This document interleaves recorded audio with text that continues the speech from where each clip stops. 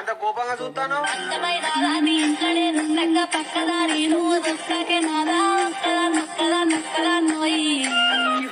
అబ్బా స్టార్ట్ చేసినావా? ఇవాళ ఒక్కటే రోజు ఇగో ఈ విస్కీ తాగుతా, మళ్ళా రేపటి నుంచి ఏది తాగా, నిన్నే తాగుతా.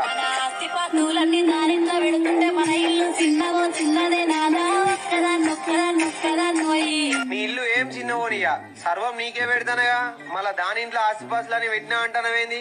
ఇది మంచి బ్రాండే, ఇవాళ ఒక్కటంటే ఒకటే రోజు తాగుతా అంతే.